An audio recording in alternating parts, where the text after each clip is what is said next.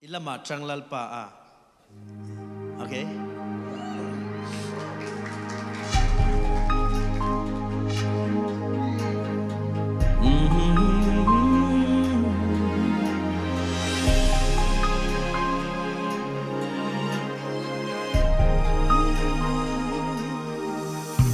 Lệ sinh nun đâm chung ní tôi tê lim tên mang la ipang ti na tureng su se chat lai đi lệ vun lai đi to lúa eme tun hi mang cha in nak tu veng lo chel na le be sei na thua min hay lâu par mo chuton na zela huliam nu le tu na tuar na hi nung lam hoi na mang lo vi malam pan din ka kal zer do kan ne nge yang ti in sula in fui la chắc nai nei khashiala sama ta che ilam ma atang lalpa concert mình ô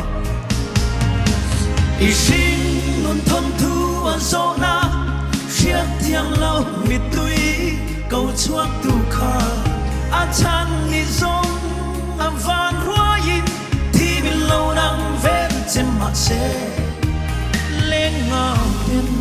lùi luang gió lo va suaran pal ang hian kal zero ilam ma atang lalpa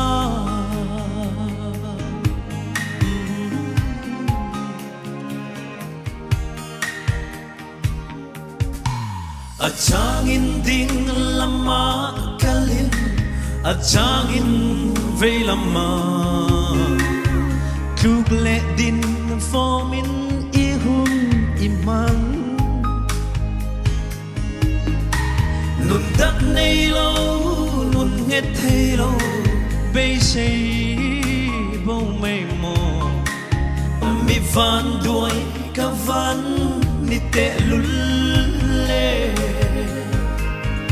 van po khian tuat le thei bi neya rorel hialin ingai trina mani in khongai na arumin dam chan omlo in ngai makla malam pan nin ka kal zer don ka thau le ang ti in sula in fui la chắc nai nei khashiala kal zero ilam ma atang lalpa come on isin nun thom thu an zona chiat thiam lo mitui câu chuak tu kha an chan ni zong ngam van ruayin thi min lâu nang ven xem mặt xe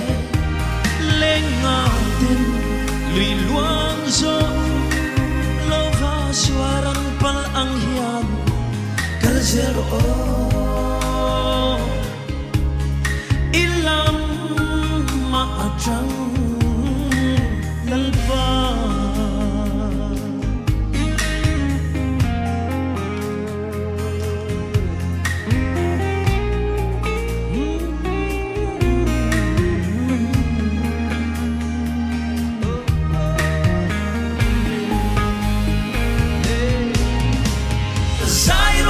Zairo le lam ro le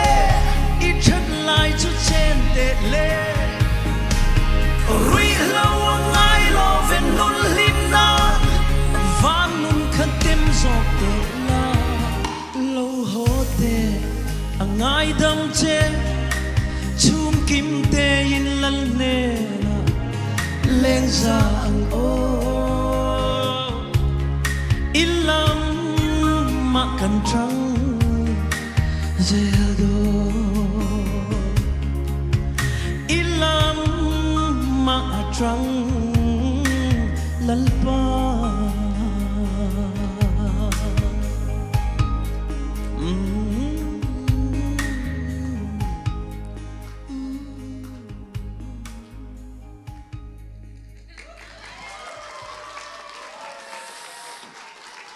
automatic fade อันนี้